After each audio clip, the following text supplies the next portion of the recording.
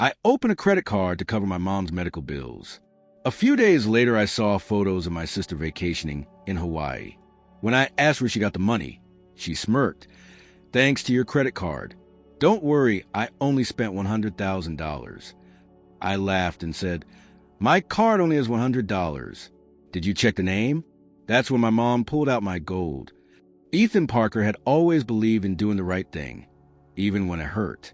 At 27 years old, he lived in a modest one-bedroom apartment in Denton, Texas, working long hours as a freelance IT technician.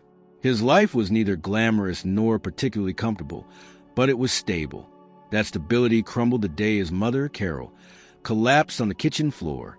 The ambulance came at 7 o'clock in the morning, its siren piercing the quiet of the sleepy suburban street. Ethan had been on a client call, troubleshooting a network outage for a dental office. When he heard the thud, he ran to find Carol unconscious, her breathing shallow, her hands trembling. The paramedics said it was a complication related to her untreated diabetes. She needed urgent hospitalization, and Ethan, without hesitation, rode with her to the emergency room. That day stretched endlessly. The hospital asked for insurance. Ethan had none to offer.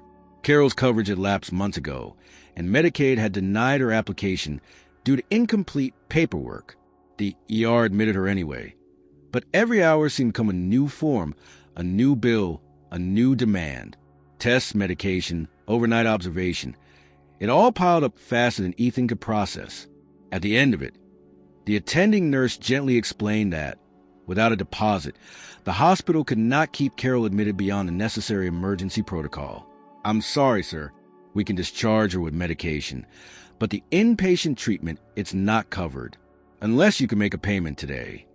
Ethan nodded, tight-jawed. His bank account had just over $280. His existing credit card was maxed out from a car repaired 2 months ago. He asked if he could make a partial payment. You'll need at least $100 to fill a prescription and reserve the bed, the nurse said. That night, Ethan went home exhausted, emotionally drained and desperate. He sat at his desk, the soft hum of his computer fan the only sound in the room. He didn't want to ask for help. Not from friends, not from extended family. His pride wouldn't allow it. But he couldn't let his mother's health deteriorate. So he opened a new credit card. It wasn't much, just one of those digital offers from his bank, pre-approved for a small emergency credit line. The limit? $100. Barely enough for the essentials, but it was all he had. He used it to pay for Carol's medication and scheduled a follow-up consultation with a local clinic. He told himself this would be temporary, just enough to get through the week. Maybe 2. For the next few days, Ethan did everything he could to manage both work and caregiving.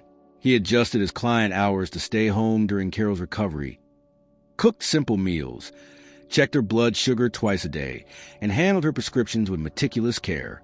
The rhythm was stressful, but it gave him a sense of control, until everything began to unravel. It started with a strange notification from the credit card app. He had signed up for alerts, knowing how critical it was to monitor every transaction. But what he saw didn't make sense. A pending charge from an online boutique in Los Angeles. $89.50. He frowned. He hadn't used the card since the hospital. He refreshed the app. More transactions appeared. A hotel reservation in Honolulu. A meal at a luxury seafood restaurant. Another charge for a retail clothing store.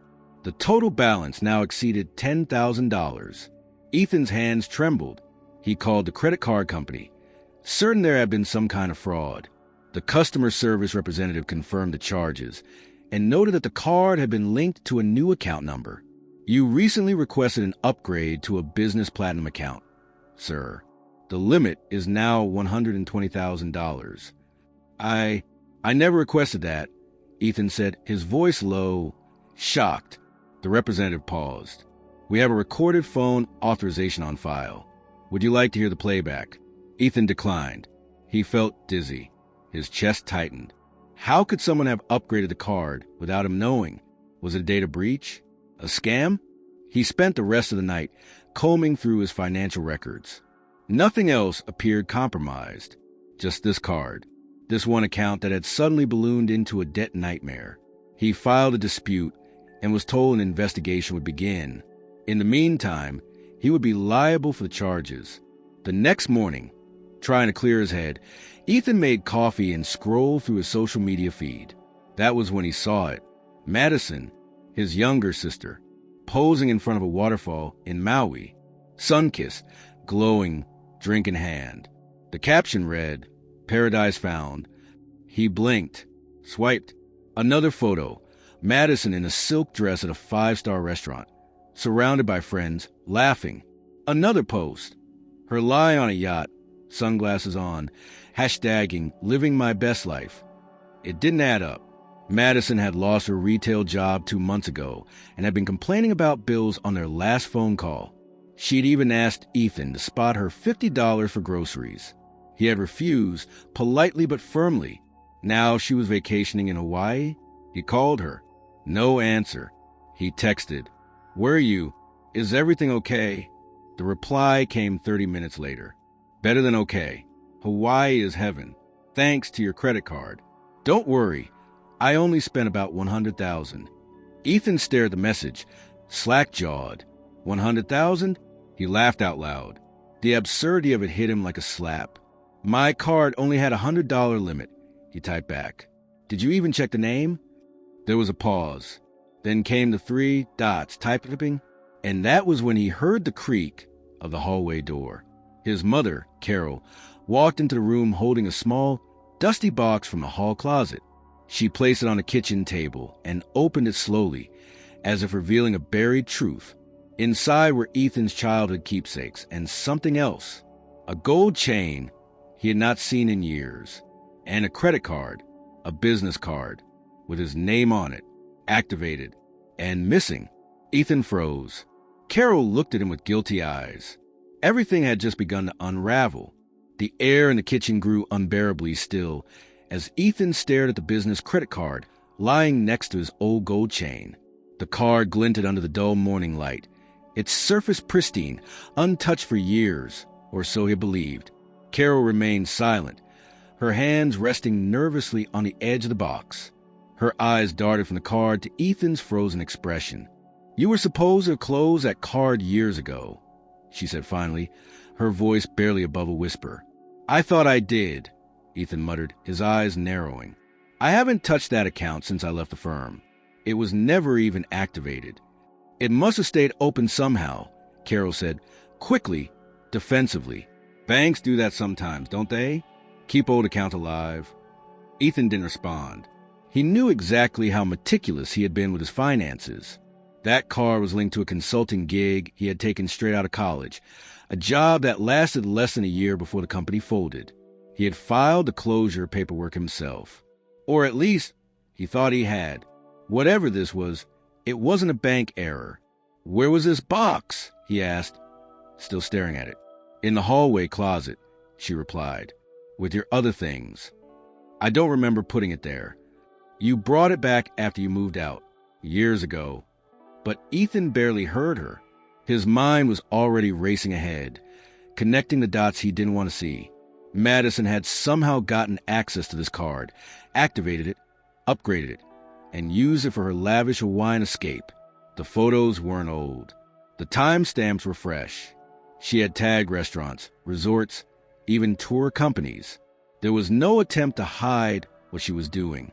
And now she was boasting about it, calling it a gift, a joke. The audacity of it set his teeth on edge. He stormed out of the kitchen and into his room, grabbing his laptop. He needed details, statements, transactions, dates. If the card was upgraded, there had to be a digital trail. He logged into the account using the credentials he remembered and was immediately hit with a wave of notifications. The balance, $103,745. Recent transactions included an all-inclusive resort in Lahaina, a private helicopter tour over the volcanoes, a luxury shopping spree at Ala Moana Center, and first-class airfare. Each charge bore the same time window, the last 5 days, $100 per dinner, a few thousand for jewelry, another few thousand for a spa package, and then something even more galling, an ATM withdrawal of $3,000 at a bank in Honolulu.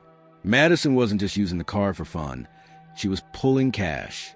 He clicked further into the user profile. The billing address had been changed to his mother's house. The phone number had been updated as well. And the email? A variation of Ethan's own, using a common typo. Whoever set this up knew exactly how to manipulate the system. He closed the laptop and took a deep breath, trying to steady his thoughts. He needed to confront Madison directly. There was no use waiting. Dialing her number again, he braced for silence.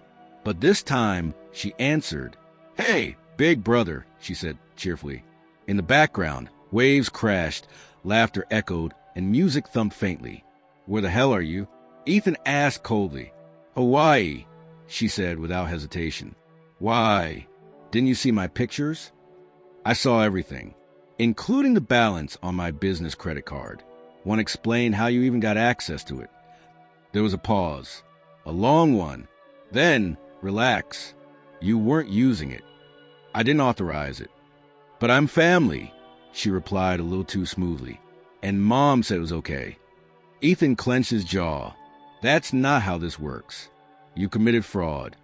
"Oh, come on," she scoffed. "Fraud is such a harsh word. I borrowed it. I'll pay it back." "With what?" "You don't have a job." "I have options. You always act like I'm helpless." "You are reckless, Madison.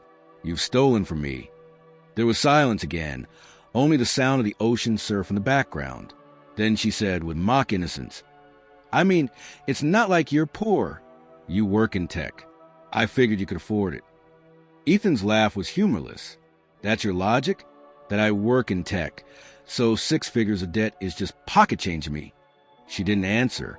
Instead, she hung up. He stared at his phone, the screen blank. He couldn't remember the last time he had felt this furious. Not just at her, but at the whole situation.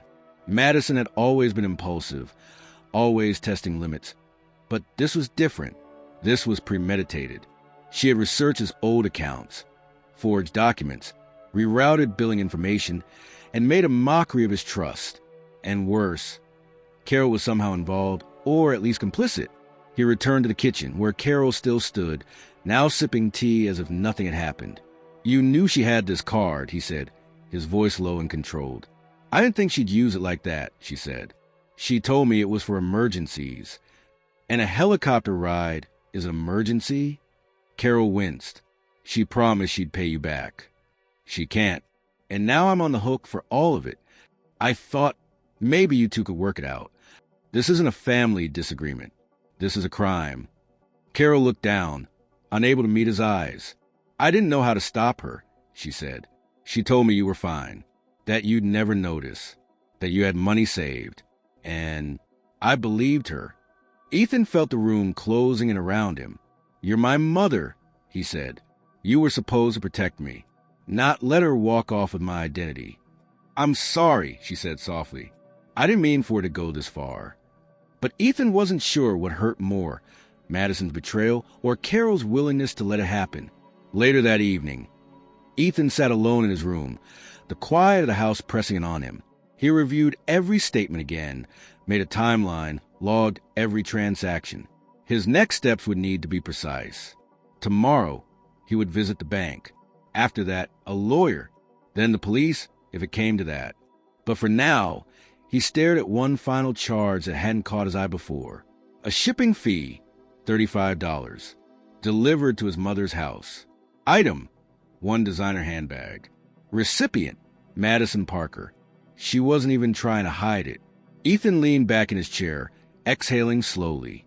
This wasn't just a betrayal. This was war. The morning after his confrontation with Madison and his mother's unsettling half-confession, Ethan stood in line at the local branch of his bank, a folder under his arm thick with printed statements and identity documentation. He had barely slept. Every time he closed his eyes, he saw numbers, mounting debt, fraudulent charges, unfamiliar signatures, all tied to his name. He was the third person in line when his phone buzzed. It was an alert from his credit monitoring app. A new inquiry had been made on his personal credit file, this time from a rental car company based out of Lihue, Kauai. Ethan blinked. That was a different island entirely from where Madison had been vacationing just 2 days ago. He stepped out of line, his heart thudding. He opened the app and read the fine print. A vehicle had been rented under his name, using the same business credit card. Pick up that very morning. The reservation was for a full week. Another $5,000 added to the balance. He rushed back into the bank, urgency cracking in his voice as he spoke to the account manager. I need this card frozen immediately, and I need to dispute every charge from the last week. Someone's been using my identity, and it's escalating. The manager nodded, already accessing the system. But as she dug into the transaction history, her brow furrowed. You're saying this card wasn't yours, but it's been recently reactivated, authorized over the phone, she said. I never authorized anything, Ethan replied. There's a verification process, she continued. We require the last 4 digits of your social, a password, and a voice confirmation. All 3 were confirmed. I never received any calls, he said. No voicemails. No contact. Do you have access to your old email? The one connected to this account when it was originally opened? No, that domain expired years ago. The manager tapped at her keyboard. Well, someone requested a password reset 3 weeks ago. It was approved from a mobile device with a Texas IP address. Ethan paused. Can you tell me which city? Plano. Ethan cursed under his breath. Madison had friends in Plano. One in particular, Noah, was an audio engineer. He had always been tech-savvy, bordering on unethical. Ethan remembered him talking at a barbecue last year about synthesizing voices, using old voicemails to create fake audio files. At the time, it seemed like a party trick. Now, it felt like a roadmap to his current disaster. The manager printed out an official dispute form. Ethan signed, filed a complaint, and requested a full investigation. The account was frozen, but the damage had already metastasized. Nearly $110,000 had been spent, and now his name was linked to 2 separate islands: luxury travel, cash withdrawals, and wire transfers. Back at home, Carol sat quietly on the porch, knitting, pretending nothing was wrong. She hadn't brought up the conversation from the night before, and Ethan didn't either. There was a widening gap between them. Too fragile to confront, too painful to ignore. He retreated to his room and opened his laptop again, determined to pull every thread. Madison's social media pages had gone quiet since their last phone call. Her Instagram stories had disappeared, and she had stopped posting. But a new tag appeared under a photo taken by a friend. A night out at a tiki bar on the northern coast of Kauai. Madison was in the background, half turning toward the camera, laughing. Ethan zoomed in. She was wearing a necklace he recognized. His necklace, the gold chain from the childhood box. He had assumed Carol had just stored away without telling him. But now, seeing it around Madison's neck, he realized something else. Carol didn't bring the box out to confess. She brought it out to make sure Ethan didn't notice what was missing. There were 2 items he had stored in that box: the necklace and the card. He stood up and returned to the hallway closet. The dusty top shelf hadn't been touched in years. Pulling down the remaining storage boxes, Ethan rummaged through each one, looking for anything out of place. In the last box, beneath a stack of old tax documents, he found an envelope, unmarked and taped shut. Inside were printed emails, dozens of them, each one from the last 6 months. Messages from Ethan's old email, but altered. Requests for credit extensions, bank verifications, even correspondence with a luxury concierge service. All of them signed Ethan Parker, but none of them written by him. He stared at the documents in disbelief. Then he noticed a small post stuck to the bottom of the envelope. Keep this safe until Madison gets back. She said it's all under control. It was his mother's handwriting. Ethan's breath caught. He sat down on the floor, the envelope in his lap, trying to reconcile what he was seeing with the person he knew or thought he knew. Carol hadn't just been a passive bystander. She had been holding on to evidence, possibly hiding it. A knock at the front door pulled him from his spiral. He opened it to find a delivery driver holding a garment bag. Delivery for Ethan Parker. The man said, I didn't order anything. The man pointed to the tag. Prepaid. From a boutique in Honolulu. Ethan took the bag reluctantly. Inside was a tailored suit, Italian wool, midnight blue. His size, his name on the tag. A receipt was included. Charge, $3,490. He stared at it for a long time, then checked the account history again. The charge matched. It was listed under Business Wardrobe Upgrade, another fabricated expense. He checked the merchant. It was the same one Madison had tagged in a story a few days earlier, a boutique she had praised for its timeless men's fashion. Ethan laughed bitterly. Madison had gone shopping for him, as if she were rewriting his life while destroying it.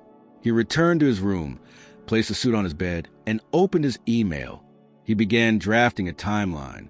Every transaction, every manipulated detail, every date. It was becoming a case file. He would need it, because this wasn't just about money anymore. This was identity theft. He contacted an attorney that evening, referred by an old client. The man answered on the third ring, and Ethan explained everything. The card, the voice manipulation, the unauthorized charges. Do you have evidence of any familial involvement? The attorney asked. I have documents in my mother's handwriting, Ethan replied. And photos, statements, dates. Then we need to move fast, the attorney said. This isn't just civil fraud. You may have a criminal case. And the longer you wait, the harder it'll be to establish that you were not complicit. Ethan ended the call feeling sick. Madison was still somewhere in Hawaii, living off his name. And his mother? She was sitting downstairs, knitting, pretending not to know anything. 2 days after speaking with the attorney, Ethan received an encrypted link in his inbox. It was a secure portal from the law firm, giving him access to the initial legal package, an affidavit template, a consent form for formal investigations, and a list of documents he needed to gather to support his claim. He filled them out meticulously, attaching scanned receipts, screenshots of altered emails, and even the post-it note with his mother's handwriting. What he had now wasn't just a suspicion. It was a compiled dossier of digital and physical evidence that painted a coherent, disturbing picture. His identity had been reconstructed and weaponized by people he trusted. Still, there was one missing piece: how the credit card, specifically the business account, had been reopened and upgraded without his digital trail showing a clear breach. The voice manipulation theory explained part of it, but not all. For a card to be upgraded and assigned a new limit, it required more than a phone call. It required a reactivation through legal channels, often involving notarized identification or business verification. That verification must have come from documents someone else provided. The next morning, Ethan visited the local branch again, this time requesting access to his original business account files from years ago. After some back and forth, a representative agreed to print the most recent changes made to the account since its reactivation. Ethan flipped to the stack, his eyes stopping on a scanned document titled Business Reinstatement Authorization. It had his name, his old business address, and a signature that resembled his, but not quite. More importantly, it listed an alternate contact, a secondary account manager. The name read Carol M. Parker. Ethan felt a chill. She had authorized herself as an account manager on a business card he had forgotten existed, which meant that, legally, she had full control. Unless he could prove the documents were falsified or submitted without consent, the bank would view it as a family internal dispute, not identity theft. He left the bank seething. Back at the house, Carol was in the backyard, watering the small vegetable patch she had started last spring. She didn't look up when Ethan stepped outside. "How long have you been on the account?" he asked. She paused. "What account?" "You know which one." Carol kept her back to him, adjusting the nozzle on the hose. "I added myself when the letter came from the bank. It said the account could be reactivated, and I thought maybe it was something you were planning to use again." Ethan took a slow step closer. "So you forged my signature?" "No," she said quickly. Madison filled out the paperwork. "I just agreed to help. She used my name. She used my credentials. You knew what was happening. She said you'd be fine, that it was just temporary. She was planning to flip a car, make a profit, pay it back. She didn't flip a car. She booked a private resort." Carol finally turned around. Her face was pale. She promised she'd repay you before the bills came in. She made it sound easy. She lied. And now you've made me legally liable. I didn't mean for it to go that far, she said softly. You let her play with my life like it was a game. Carol shook her head slowly, almost as if convincing herself. It was supposed to be quick. In and out. No harm. But it wasn't. Now the card is maxed. The charges are under my name, and I got lawyers preparing to go to war over something you helped create. She dropped the hose. Water spilled onto the patio, forming a puddle around her feet. She's your sister. She's a criminal. Carol flinched. You're not being fair. Ethan's voice dropped. You're not being honest. He walked back into the house, the weight of betrayal settling deeper in his chest. Each new fact only made the situation more convoluted. What began as a single fraudulent charge had snowballed into a deliberate campaign to assume his financial identity. And the people responsible weren't strangers. They were blood. That night, Ethan drove 2 towns over to meet with his attorney in person. The office was sterile and quiet, lined with glass partitions and shelves filled with thick legal volumes. The attorney, a sharp-eyed woman named Deidre, greeted him with a firm handshake and led him to her office. Your case is strong, she said, leafing through the file he brought. But the fact that your mother is listed as an authorized user changes the strategy. We need to demonstrate that the account was manipulated without your consent and that the authorization was part of a fraudulent scheme. She added herself using old business documents. I never invited her. Do you have proof that you closed the account after leaving your old company? No, Ethan said. That's a problem. I thought I had, but I never confirmed it. The account stayed dormant. Then the defense could argue negligence on your part. But she continued, tapping on a printed email thread. This audio forgery? That's our key. You mean the voice manipulation? Exactly. If we can confirm that Madison's boyfriend engineered that call, we're looking at felony-level identity fraud. I'll need any contact you've had with him. Messages, recordings, social media interactions. Ethan nodded. I can get that. Also, she added, do not speak to your sister again. No calls, no texts.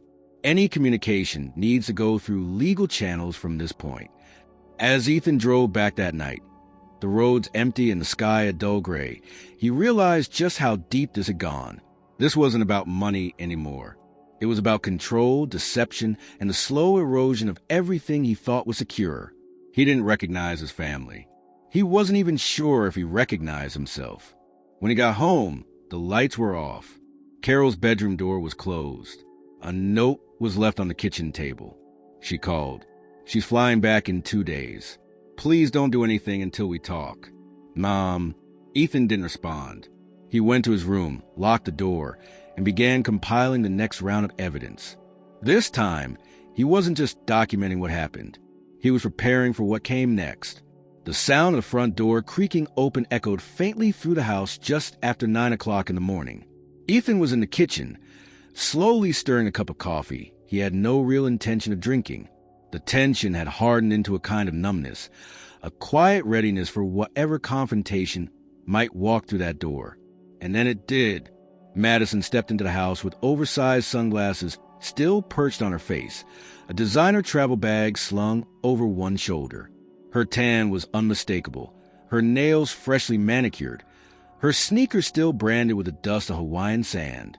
She didn't look surprised to see Ethan there, though her eyes flickered briefly toward the living room, where Carol sat tensely on the edge of the couch. Back so soon, Ethan said flatly. Madison set her bag down with deliberate care and walked past him as if he were furniture. I came back because Mom said you were spiraling. Ethan didn't flinch. No, I'm documenting. There's a difference. She pulled off her sunglasses and placed them on the counter. We can talk about this like adults. You're acting like I hacked into the Pentagon. You might as well have. Except you didn't steal government secrets. You stole my name, my credit, my financial stability. You weren't using it, she said, shrugging. It was just sitting there. That account was dead weight. Ethan shook his head slowly, incredulous. Do you even hear yourself? You reactivated a dormant business card. falsified paperwork, impersonated me over the phone, forged signatures. Technically, I didn't forge anything, Madison interrupted, raising a hand. Mom was the one who sent the documents. Carol's head snapped up. Madison. Oh, please, Mom, she said, rolling her eyes. You were in on it from the start. Don't act like you were just mailing a birthday card. Ethan turned to Carol. So now you're admitting you participated. Carol opened her mouth, then closed it again. Madison, satisfied with the blow she'd landed, sat on the edge of the kitchen island and crossed her arms. I didn't think you'd freak out like this, she said. Honestly, I thought you'd thank me. Ethan's voice was quiet. For what? For using your resources to make something of myself. Do you know how many influencers start with borrowed money? You invest, you grow, you return. That's how it works. You're not building a brand, he snapped. You're committing fraud. This wasn't some clever startup hustle. You blew the money on resorts and spas. You took out cash like it was monopoly money. Madison's face shifted just slightly. Her confidence cracked. It was more complicated than that. How? Enlighten me. She stood abruptly. Because I needed to get out. I needed something bigger than this town, this house, this life. You think I want to stay here forever? I had a plan. A plan that involved dragging me into a six-figure nightmare. Madison leaned closer. You've always had it easy, Ethan. People like you. You're the golden child. You went to college, got the job, bought the car, had the savings. I've always had to claw for everything. So you clawed through me? If I had told you, you would have said no. You're right, he said.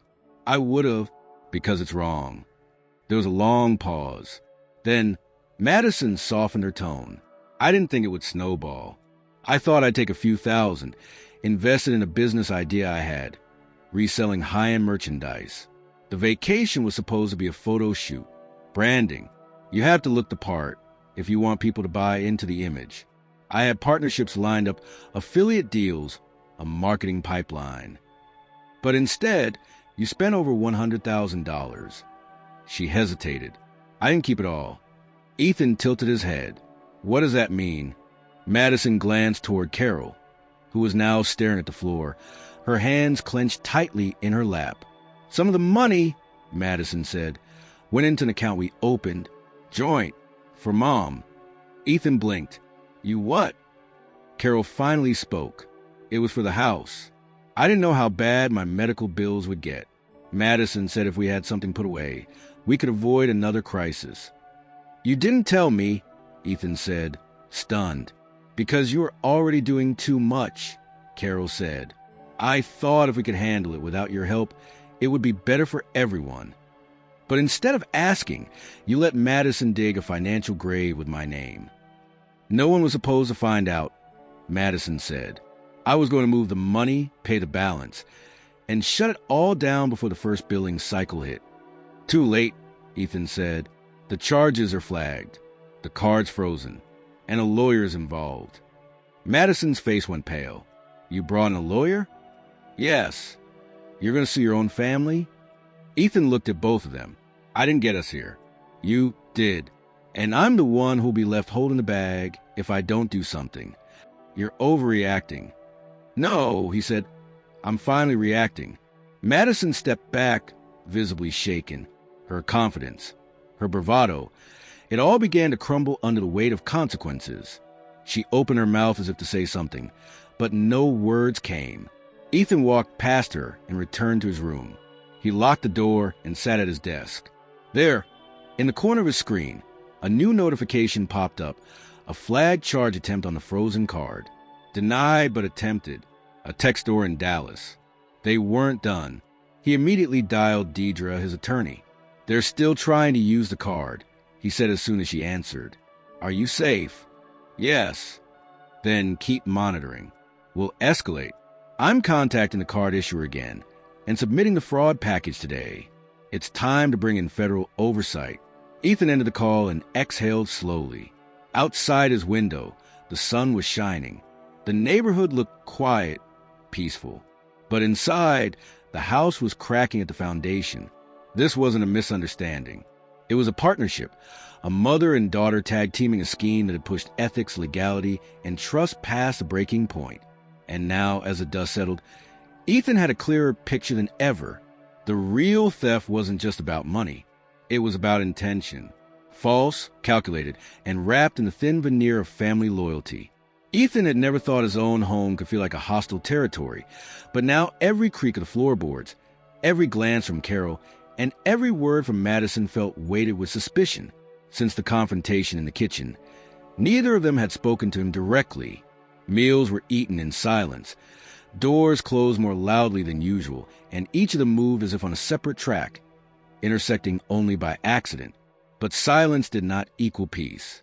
It was late afternoon when Ethan received a call from his attorney with new developments. Deidre sounded both calm and focused, her tone clipped with urgency. "We confirmed that the original voice verification was not only faked, but likely pre-recorded using old call samples," she said.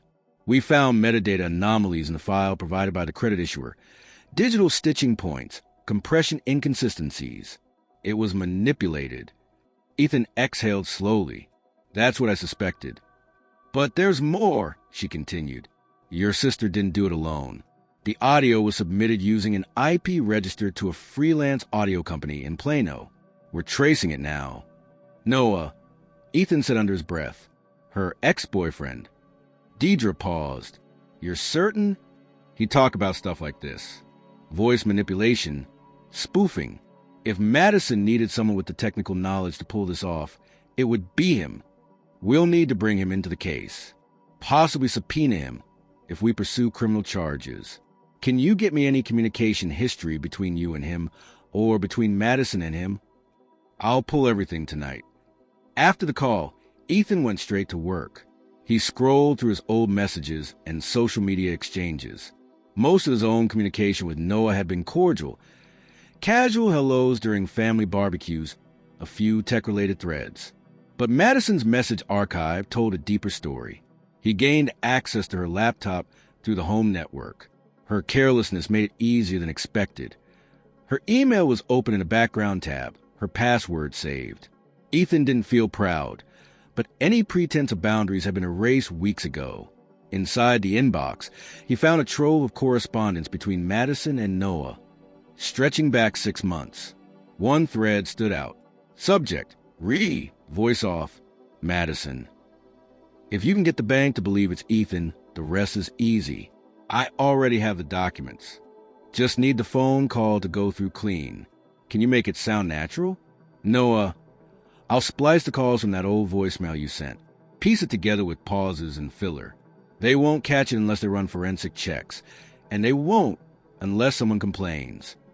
Madison, "Perfect. I'll cover you. Just don't mention your name anywhere." Attached to the thread were audio files, heavily compressed, along with script Madison had drafted using phrases Ethan commonly used. The detail was staggering. They hadn't just faked a voice. They had rehearsed a persona. Ethan downloaded everything and forwarded it to Deidre. Downstairs, he heard movement.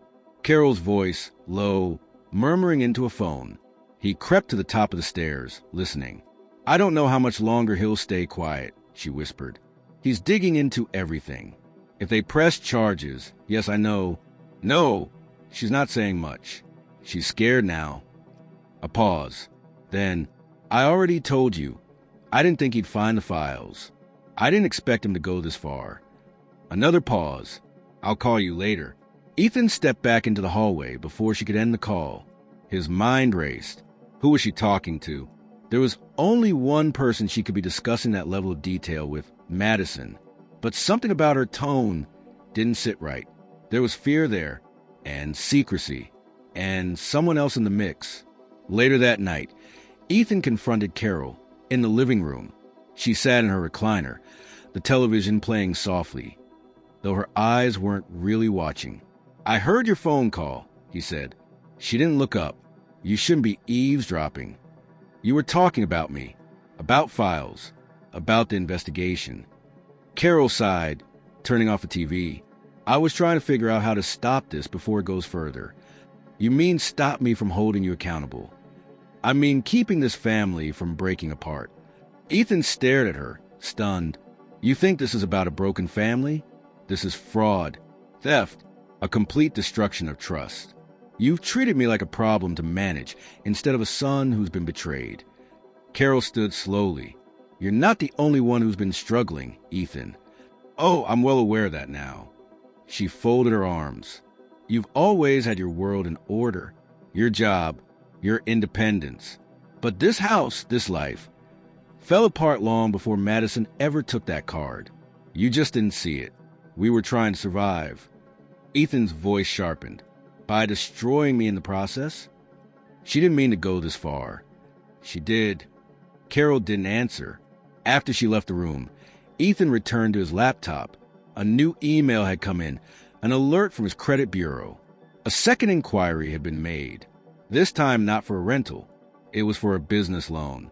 Applied in his name. Denied but attempted. He scrolled through the application summary. It used his full name, social security number, employment history. The address listed wasn't his current home. It was the one from his first job out of college.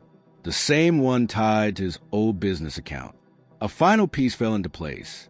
He checked the IP of the submission. It wasn't from Texas. It was from Nevada, Las Vegas. He opened a map and traced the timeline. Madison had been in Hawaii. Then she flew back. But her layover had been in Las Vegas. He remembered now. The travel itinerary she carelessly left on the counter her first night back. A direct flight from Maui to Las Vegas. A 22-hour layover. She had said it was just to sleep off the jet lag in a hotel. But now he knew. She had used the time to apply for a loan in his name, trying to leverage his identity again. A second attempt. Ethan forwarded everything to Deidre with a note. She's still trying, even after returning. The reply came minutes later. We'll accelerate.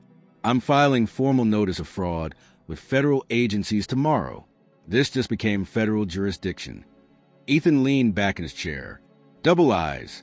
From Madison. From Carol. They hadn't just stolen his name. They were still using it. And now it was war. The next morning, Ethan sat at the dining table with a stack of documents, a blank legal pad, and his phone on speaker. Deidre's voice came through the line clearly, crisp and composed as always, but this time edged with intensity. We've submitted the fraud package to the Federal Trade Commission. You'll get a case number within 48 hours. That gives us the leverage we need to notify credit bureaus directly and accelerate identity recovery processes. Ethan scribbled notes furiously, nodding even though she couldn't see him. There's another step, she added. To fully separate yourself from liability, we'll need to file a sworn affidavit with law enforcement, a formal police report. Ethan froze, and that means naming the suspects. Specifically, he closed his eyes. He had known this moment was coming, but the reality of it still landed like a blow. Naming Madison wasn't just an administrative act. It was an irreversible fracture. And Carol, too? Could he really put their names into an official criminal complaint? Deidre sensed the hesitation. You've done the hard work gathering evidence. But unless we formally place responsibility where it belongs, the banks, the credit agencies, and the courts will assume you authorize the charges, especially since the account was revived with internal access. I understand, he said, voice low. I'll go in tomorrow. After the call ended, Ethan sat motionless, staring at the legal pad in front of him. The list of damages had grown to 2 pages.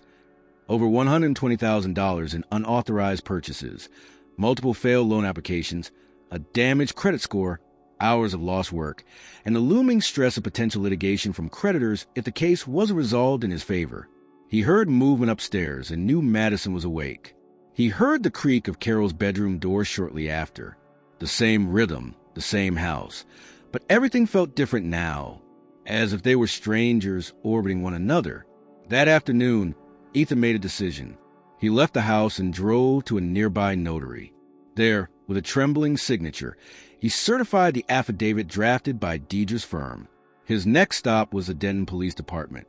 The officer on duty listened patiently, then led him into a private room where he filed a report, handed over copies of documents, and confirmed in writing the identities of the individuals responsible.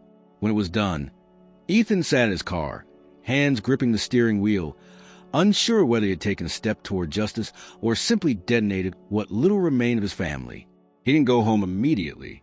Instead, he drove aimlessly through town, past his old high school, the park where he and Madison used to ride their bikes, the diner where Carol had worked weekends when they were kids. Places that had once felt permanent now seemed foreign, like echoes from a past that no longer belonged to him. By the time he returned, the house was silent. Carol's car was gone. Madison's door was closed. Ethan went to his room, removed a stack of documents from his backpack, and began organizing them into labeled folders: legal, financial, personal. Then he started on something new, a recovery plan, not for the debt, but for his life. He opened a spreadsheet. In one column, he listed each fraudulent charge. In the next, he mapped them to a resolution path: dispute reversal, legal claim, creditor negotiation. He created a separate sheet for personal accounts: subscriptions to cancel, services to freeze, passwords to change. He worked into the night, the tapping of keys the only sound in the room. The next day, a letter arrived, certified, from the credit card company. It confirmed the fraud investigation had begun. They had temporarily suspended all interest and late fees pending the outcome of the case. Attached was a provisional schedule. If the claims were verified, Ethan would be absolved of responsibility. If not, the full balance would remain under his name. He placed the letter in the legal folder. Carol returned late in the evening. She didn't speak to Ethan. Her eyes were red, but he didn't ask why. Madison, too, remained locked in her room. Ethan heard her voice through the walls. On a call, possibly with Noah, but he no longer strained to listen. He had already extracted what he needed from that world. By the end of the week, Ethan had frozen his credit reports, closed vulnerable accounts, and transferred his savings into a secured account under a different financial institution. He began speaking with a financial advisor recommended by Deidre, who outlined a long-term strategy to rebuild what had been lost. But the most important move came the following Monday, when Ethan sat down across from a new landlord and signed a lease on a modest apartment on the north side of town. It wasn't glamorous, one bedroom, thin walls, but it was his. A space untouched by deception. He didn't tell Carol or Madison he was moving. He packed late at night, quietly, placing his essentials into labeled boxes and locking his documents in a fireproof safe. On the morning of his departure, he left a single envelope on the kitchen counter. Inside was a letter. Mom, by the time you read this, I'll be gone. Not forever, but away from this house, this situation, this damage. I've done what I had to do to protect myself. I didn't want to be forced into choosing between my integrity and my family, but you and Madison made that choice for me. I'm not angry anymore. I'm just done pretending. If you ever want to talk, really talk, you know where to find me. Ethan. He didn't leave a return address. The following weeks passed with eerie quiet. Deidre kept him informed. The fraud case had been escalated to a federal task force specializing in financial crimes. Noah had been contacted. Subpoenas were being prepared. The credit company was cooperating fully. So far, the evidence leaned in Ethan's favor. And yet, he felt no relief. Just an empty space where his trust had once lived. Then one afternoon, he received a voicemail. It was Carol. Her voice was shaky. I don't know if you'll ever listen to this, but I miss you. She's not well. She's angry all the time. She hasn't left the house. The money's gone. Everything is falling apart. A long pause. I didn't know how deep it had gotten. I thought I was helping. I see now that I was just avoiding the truth. Another pause. I'm sorry, Ethan, for everything. He saved the message but didn't reply. Not yet. For the first time in weeks, Ethan made himself a real meal, sat down in his new apartment with the window open, and let the silence wrap around him, not as a threat, but as comfort. This wasn't the ending, but it was a beginning.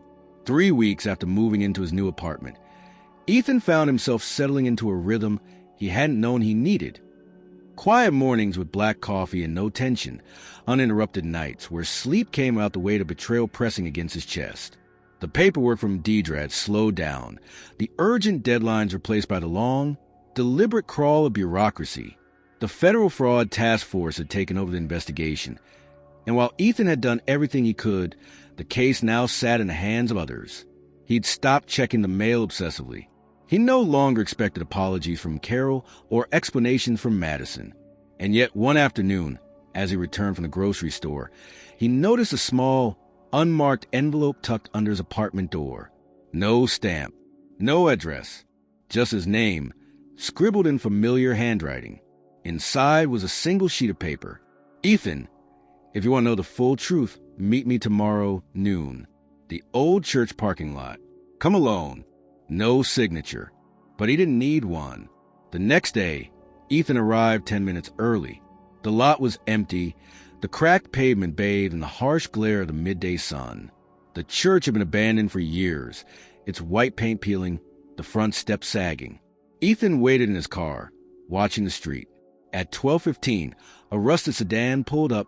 Madison stepped out, wearing a hoodie and sunglasses, her hair tied back messily. The tan from Hawaii now faded to a dull hue.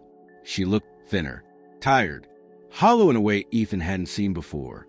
She walked to his window without ceremony. He rolled it down halfway.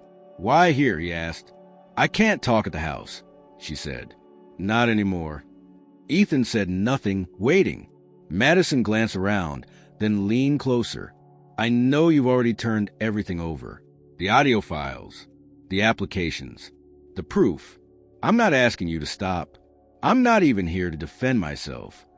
"Then why are you here?" "Because there's more," she said. "A lot more." She opened the passenger door and slid into the seat before Ethan could stop her. She pulled a flash drive from her pocket and held it out. "This has everything. Messages between me and Noah. Screenshots. Audio files that never got submitted. A bank statement you haven't seen." Ethan took the drive but didn't plug it in. He kept his eyes on her. "You're telling me there was another layer to this?" Madison nodded slowly. "You thought I was running this on my own. I wasn't." "Noah?" Ethan asked. "Yes, but not just Noah. There's a third person." Ethan felt his chest tighten. "Who?" Madison hesitated, then said the name. "Marcus." Ethan stared at her. "Marcus from Mom's old work? The guy from the pharmacy?" Madison nodded again. They were seeing each other. Quietly. It started before Mom got sick. I didn't think much of it until she started talking about needing a safety net. She was scared. But Marcus, he had ideas. He's the one who knew about your dormant business card. He said if we could unlock it, we could use it to build credit and funnel money back into the household without you ever knowing. Ethan's jaw tightened. "You let a man I've never met dig to my old financial history?" "I didn't know at first. He told Mom he was helping. She trusted him." "And you?" Madison looked down. "I was desperate. I wanted out. Noah could handle the tech, but Marcus had the strategy. He knew how to stage a fake business profile, set up alternate addresses, even prepare backup ID forms. You were just the perfect shell." Ethan stared through the windshield, processing. "So the second loan attempt, the one from Las Vegas. That wasn't me," she said quickly. "That was Marcus. He used my layover as a cover. Sent in the application while I was flying back. He used a burner laptop, set up in a hotel under your name. And Mom knew. She knew some of it. Not all. She thought it was about setting up a safety cushion, maybe a line of credit. But Marcus went further." Ethan exhaled slowly. "Why are you telling me this now?" Madison's voice cracked. "Because he threatened me. After you froze the card and the investigation started, he got nervous. Said if I didn't take the fall, he'd leak everything and say I coerced him. That I used you. That Mom was complicit. And you weren't." "I was," she admitted. "But I didn't realize how far it had gone until he started using your identity without even telling me." Ethan leaned back in his seat. "You were all playing a game, and I was the board." Madison wiped her face with her sleeve. "I don't expect you to forgive me. I just didn't want you walking around blind." They sat in silence for a moment. Then Ethan reached into his glove compartment and handed her a small envelope. Inside was a printout of the police report. "I already named you," he said. You, Noah, and now I'll add Marcus. Madison took the envelope, but didn't open it. I know. You should get a lawyer. I can't afford one. You could have, if you hadn't burned through every dollar. I know. She got out of the car without another word. That night, Ethan loaded the flash drive onto his encrypted laptop. The files were worse than he expected. Detailed financial plans, full breakdowns of Ethan's income history, even surveillance-style notes about his routine. Passwords were stored in plain text. Some had been guessed, others stolen. There was a PDF titled Long-Term Strategy, outlining how to keep using Ethan's name over multiple years to acquire loans, open accounts, even lease property. The worst part? There was a folder labeled Contingency. Inside were drafts of text messages and emails written in Ethan's voice, some apologizing, others confessing to fraud, intended to be leaked in case Ethan pressed charges. They were planning to frame him if necessary. Ethan forwarded everything to Deidre, who responded within the hour. We'll add Marcus to the complaint and notify federal investigators. This isn't just identity fraud anymore. This is organized digital impersonation with intent to obstruct justice. We may be looking at prison time for all three. Ethan closed his laptop and stared at the ceiling. It was a scam within a scam, and it had almost worked. The next few days passed in a storm of movement. Ethan had become a crucial point of contact for the federal agents now overseeing the investigation. His inbox filled with requests for more documentation, timestamps, contextual notes. He kept up each file, each forwarded email, each annotated screenshot building towards something larger than he had first imagined. What began as a family betrayal had become a federal case of digital identity fraud with layered intent and coordinated actors. Marcus's name had been added to the complaint. Within 48 hours, agents from the Department of Homeland Security's Cybercrime Division contacted Deidre for a full copy of the flash drive's contents. She arranged a secure digital transfer and told Ethan to remain available for further statements. No arrests had been made yet, but subpoenas were being prepared. Ethan could feel the legal net tightening. But it wasn't just the legal machinery that shifted. Emotionally, things began to twist in quieter, more subtle ways. It started when Ethan received a second envelope, this time postmarked and sent through the mail. The handwriting was neat, unfamiliar. Inside was a typed letter with no return address. Ethan, I don't expect your trust, and I know I don't deserve it. But there's something you need to know, something I didn't tell Madison. Marcus didn't start this with her. He started it with your mother. It wasn't a romantic connection. It was financial. They met during one of her hospital visits. He was working at the billing department back then. He told her about patients who took control of their finances through off-the-record arrangements, quiet ways to reroute bills, discreet ways to apply for short-term financial relief through old business identities. She gave him your name. Not Madison. Your mother did. You were the key from the beginning. You should ask her about the first transfer. There was no signature. Ethan read the letter 3 times before folding it and placing it in the safe. His stomach twisted. For weeks, he had believed Madison was the root, and Carol was a reluctant accomplice. But if the letter was true, the entire foundation shifted. Carol hadn't been manipulated. She had initiated it. He didn't confront her right away. He needed proof. The next morning, Ethan made an appointment with a records officer at the hospital where Carol had first been treated. He claimed it was part of an ongoing investigation into medical fraud, and while the clerk was reluctant, Ethan presented a copy of the police report and an official request from his attorney. The clerk relented. 2 hours later, Ethan was sitting in a quiet corner of the hospital cafeteria, reading through a printout of Carol's billing history. Most of it was what he expected: emergency room charges, outpatient consultations, pharmacy bills. But one entry stood out: a transaction from 8 months ago labeled third-party payment coordination. Billed to C. Parker. Notes: initial consultation, ID reactivation process. Verified name: Ethan Parker. Requester: Marcus L. Ethan stared at the page, bile rising in his throat. That consultation had occurred 4 months before Madison's trip, long before the reactivated card, long before Noah's involvement. The very first move in this entire scheme hadn't come from desperation. It had come from Carol. He took photos of the file and forwarded them to Deidre, attaching a simple message. Shift timeline. Carol was the origin. Deidre responded minutes later. Got it. Updating the filing. This changes our strategy. Ethan returned home that evening and found a voicemail waiting. It was Carol. I need to see you. Not at the house. Tomorrow.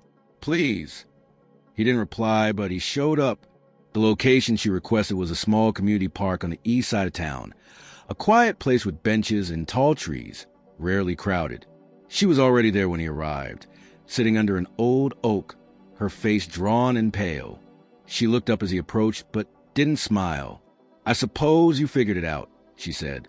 I found a record. Carol closed her eyes. I didn't know it would go this far. You told Marcus about me. You gave him my name, my information. I didn't give him access, she said quietly. Not directly. He just knew what to do with it. And Madison? She didn't know at first. I was trying to handle things myself. Marcus said it would just be one transaction, a quick financial shuffle to move your name into a billing profile, so I could qualify for deferred treatment. Nothing would be charged, he said. It was just to hold space, like a shell account. But it didn't stop there. No, Carol admitted. It didn't. Once Marcus saw how clean your history was, your credit, your business file, he started talking about opportunity. Madison overheard one of our conversations. She got involved after that. And you didn't stop her. I tried, she said, her voice cracking. But then it spiraled. She saw a way out of her life. I saw a way to avoid losing the house. We thought we could manage it. We thought you'd never notice. Ethan looked at her for a long moment. You thought I'd never notice $120,000? It was never supposed to be that much, she whispered. But you still let it happen. Carol didn't respond. Ethan sat down on the bench across from her. They're going to investigate all of it now. Every file, every transfer, every piece of information. And when it's over, they'll decide whether or not to charge you along with them. I know, she said. He stared out over the grass. You broke something in me, Mom. Something I don't know if I'll get back. I understand. I don't think you do. She wiped her eyes. I didn't do it out of malice. I did out of fear. Ethan stood. You didn't ask. That's what matters. He walked away before she could reply. That night, he updated the timeline once more, now placing Carol at the beginning of the chain.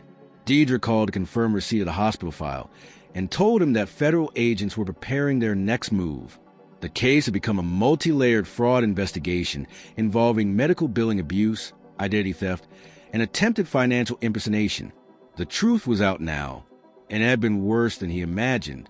The following week felt like the quiet before an inevitable storm.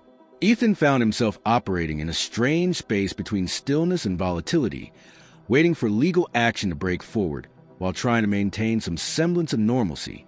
But normal had become an illusion, replaced now by a gnawing awareness that his family had fractured in ways no courtroom could fix. Every day, he checked his inbox, half expecting a message from Deidre or the federal investigators signaling that charges had been filed. But none came.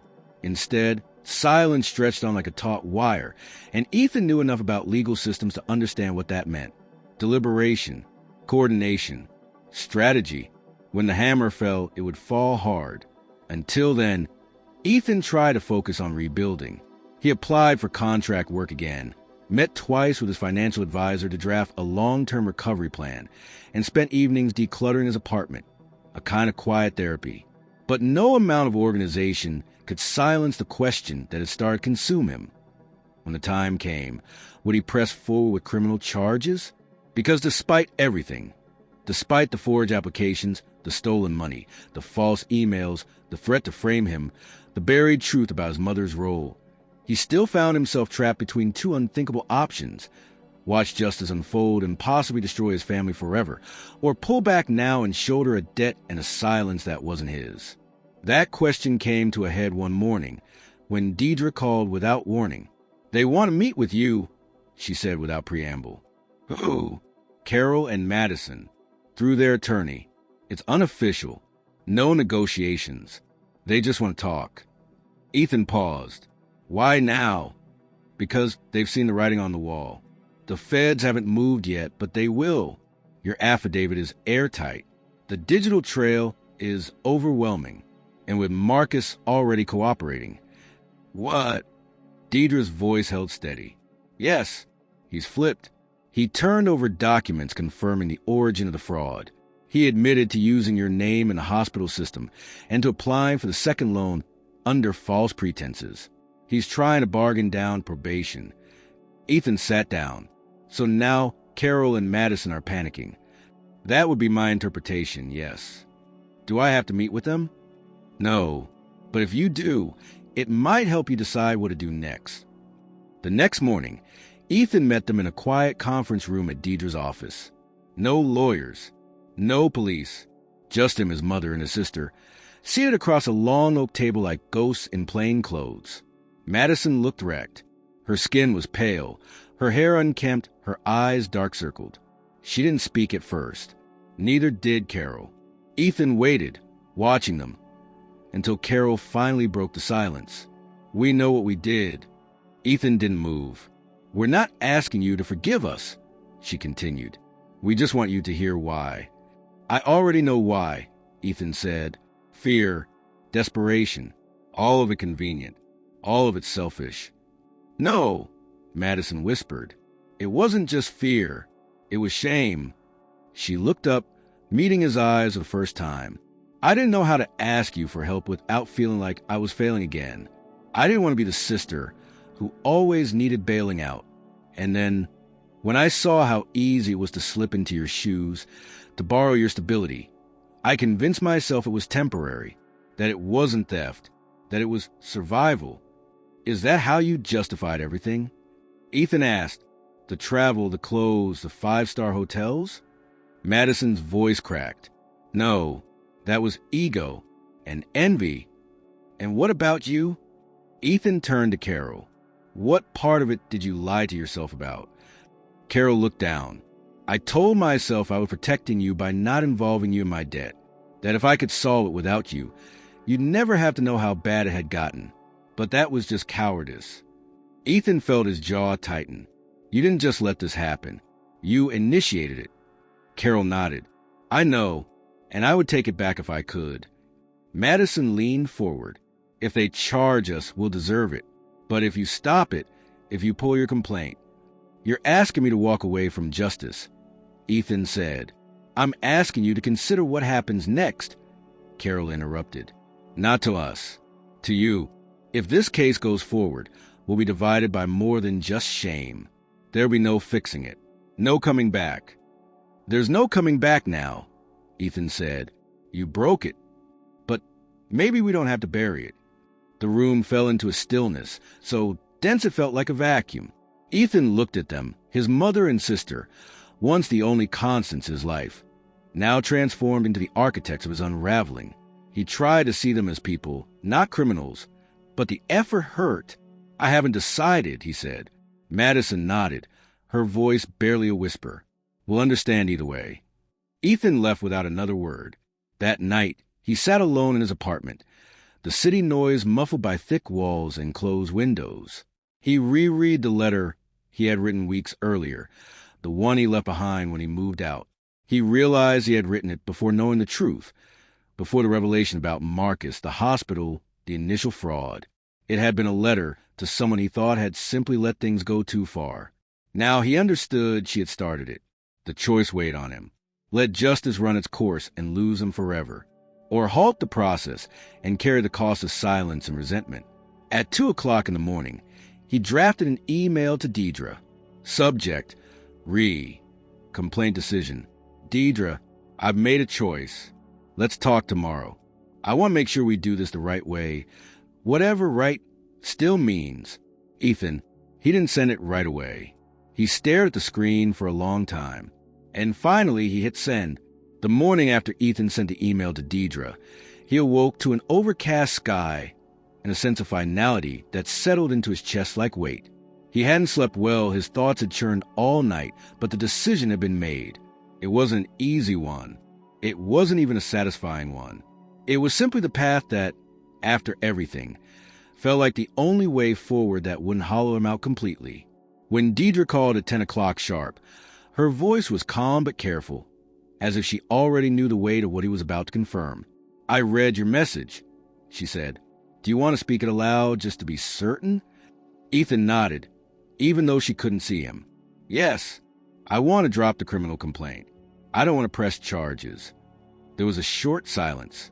"All right," Deidre said. "We'll begin the withdrawal process. The federal inquiry will still continue for Marcus, given his cooperation came late, and the scale of his involvement exceeded yours. But your mother and sister, assuming there's no additional evidence on their end, will likely avoid prosecution.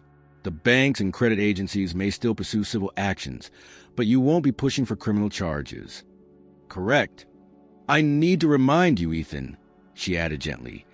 "This means you'll be accepting that some financial damage may remain unresolved. Some debts may remain partially attributed to you." "I understand," he said. "I'll manage it." There was a pause on her end.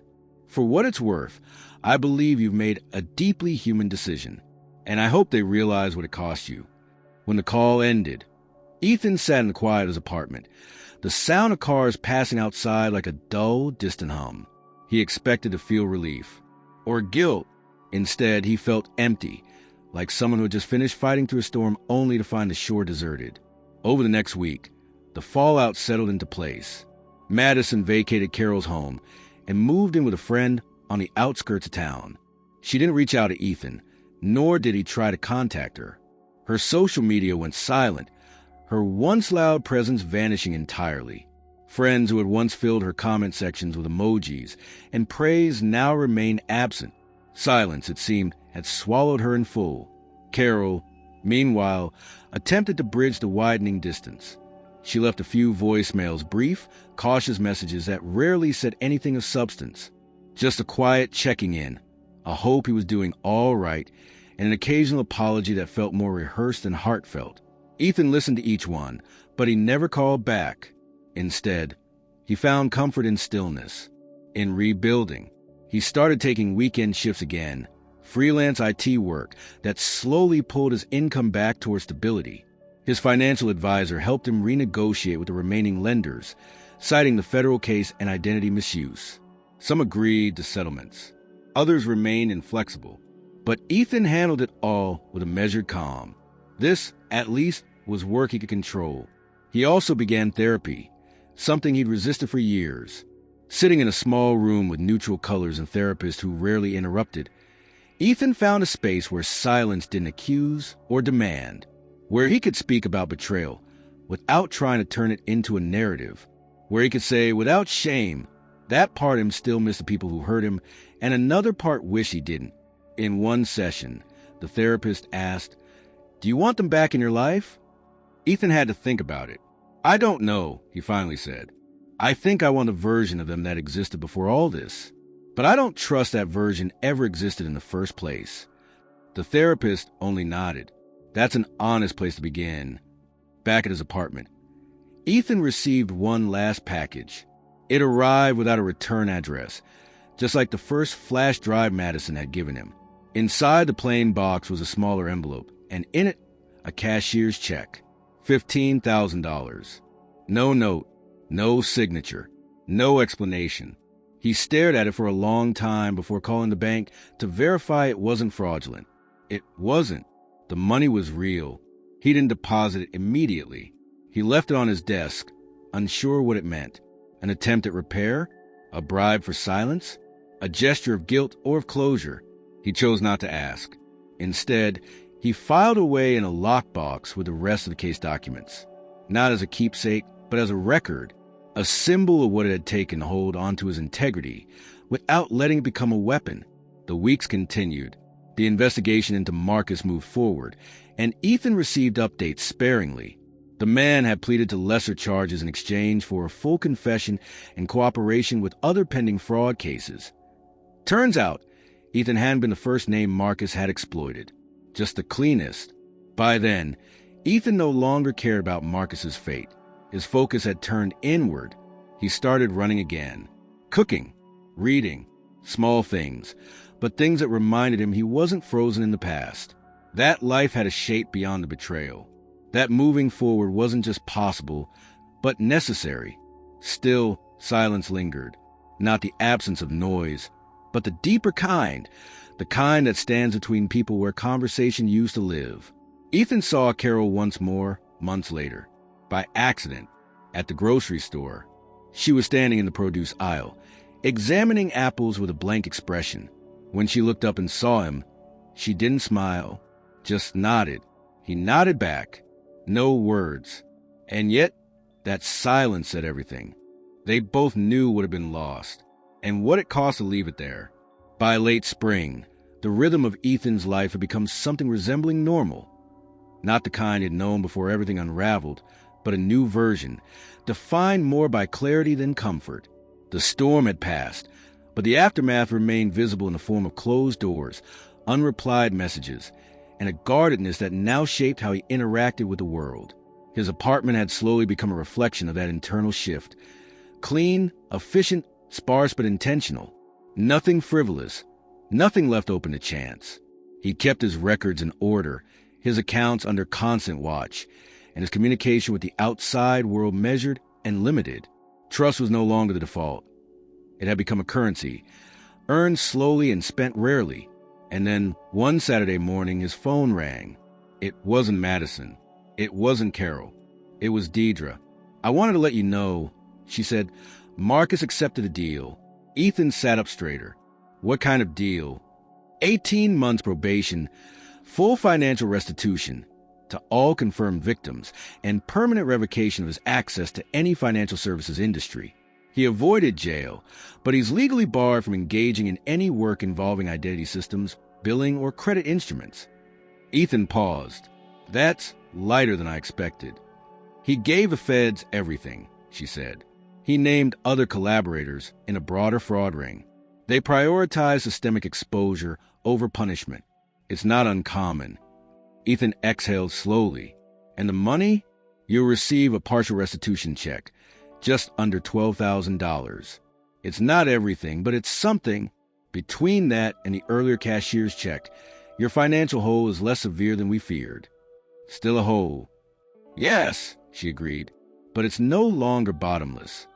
After they ended the call, Ethan stood by the window, watching the clouds move across a blue sky. The news didn't bring triumph, only resolution.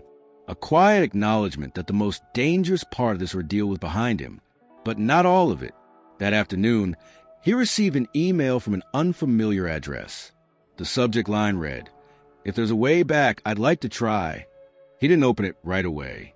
He let it sit there unread in his inbox for hours. When he finally clicked it open, it was short.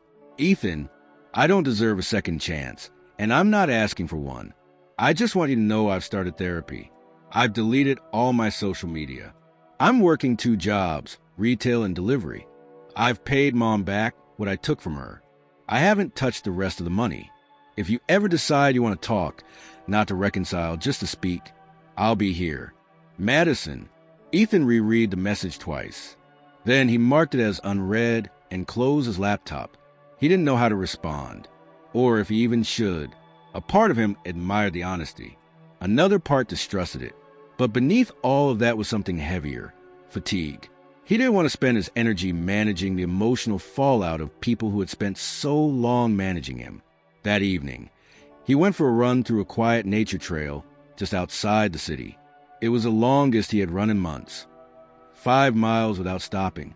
As his feet pounded the dirt, he thought not about Madison or Carol or even Marcus. He thought about what it meant to rebuild a life with walls. Not walls that isolated, but walls that protected. Back at home, after showering and sitting down with a bowl of pasta and a book, his phone vibrated. A text, this time from Carol. "Would you ever let me visit?" No pressure. Just curious. Ethan stared at the message for a long time, then typed, "Maybe, but only if we talk like people, not like family trying to pretend nothing happened." She replied almost instantly, "That's fair." 3 days later, she came. They met at a diner halfway between his apartment and her neighborhood. It was a place neither of them had been before, neutral territory. Ethan arrived early and chose a booth by the window. When Carol entered, she looked smaller than he remembered. She walked cautiously, eyes scanning, hands clasped tightly. They didn't hug. She sat across from him, and for a moment, neither of them spoke. Then Ethan said, "Thank you for not pretending." Carol smiled faintly. "I've run out of energy for pretending." They talked, not about forgiveness, not about restoration, but about facts, about next steps, about what boundaries would look like if there were to be any kind of future. Ethan made it clear. No more access to his finances, no unsolicited visits, no family intervention in his personal affairs. If trust would be rebuilt, it would be brick by brick, and only if she showed up with the right materials. To his surprise, Carol agreed, not just with words, but with presence. She listened more than she spoke. When the check came, she insisted on paying. And when they stood to leave, she didn't try to hug him, just a nod and a quiet, "Thank you for showing up." He replied, "That's all I have in me right now." And she said, "That's more than I expected." It wasn't healing. Not yet, but it was honest. Back at home, Ethan sat at his desk, opened the email from Madison again, and this time replied, "I'm glad you're doing the work. I'm not ready to talk, but I hear you." Then he closed the laptop and went to bed. The next morning, he made coffee, opened his work laptop, and began drafting a new client proposal. Life hadn't returned to what it was, but it had become something else, something quieter, something clearer. It had been 4 months since Ethan first realized his identity had been hijacked by the people closest to him. For months of unraveling lies, recovering stability, redrawing boundaries. Now, as the summer approached and the days grew longer, he found himself not in the aftermath of crisis, but in the middle of something more complex. Quiet resilience. There were no grand gestures, no sweeping moments of forgiveness, but there was movement, measured, deliberate, and real. He hadn't spoken to Madison since that single email reply. Carol had kept her distance, as agreed, occasionally checking in via text with neutral questions. How's work? How's the apartment? But never pushing for deeper connection. Ethan appreciated the restraint. It was the first time in a long time that his family wasn't trying to control his space, his decisions, or his life. Then, on a Thursday afternoon, a package arrived at his apartment. There was no name on the sender label, just a street address from a quiet part of town. He didn't recognize it. The handwriting on the box was unfamiliar, but the careful attention to detail, straight lines, clean tape, evenly printed letters, stood out. Ethan hesitated before opening it, wondering briefly if it would contain another apology, or worse, another attempt at emotional leverage. But what he found inside was something different. At the top of the box was a folded sheet of cream-colored stationery. No greeting, no explanation, just a sentence, written in delicate cursive. "This belonged to you first. I can't carry it anymore." Beneath the note, wrapped in a soft cotton cloth, was his gold chain, the one from the childhood box Carol had revealed at the beginning of this ordeal. For weeks, Madison had worn in the photos Ethan discovered online, a silent emblem of how casually she had assumed his identity. Now it was here again, returned, untouched. The weight of it, though small, felt significant. Underneath the chain was a white envelope sealed with clear tape. Ethan opened it cautiously. Inside was a check, drawn from a private account. The amount, $47,000. It wasn't full restitution, but it was more than he expected, more than Madison had ever acknowledged. There was no signature, no note, no explanation, just a check. Ethan sat back in his chair, staring at it, unsure of what to feel. He knew the money was clean. He'd learned to verify everything now. It wasn't hush money. It wasn't legal bait. It was, perhaps, the closest Madison could come to acknowledging what she'd taken and trying, in her own way, to return it. He didn't cry. He didn't smile. He simply folded the check, placed it in his lockbox with the other records, and then looked again at the gold chain. It had been a gift from their father when Ethan was 10 before he passed away. A modest, simple chain that symbolized growing up, becoming responsible. Carol had kept it after their father died, and somewhere along the way, Madison had claimed it. Ethan hadn't realized how much its absence had affected him until it returned.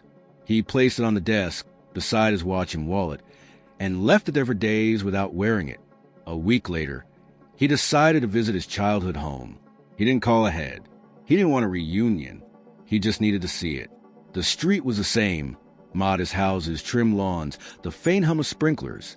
Carol's porch light was off, but her car was in the driveway. He didn't knock.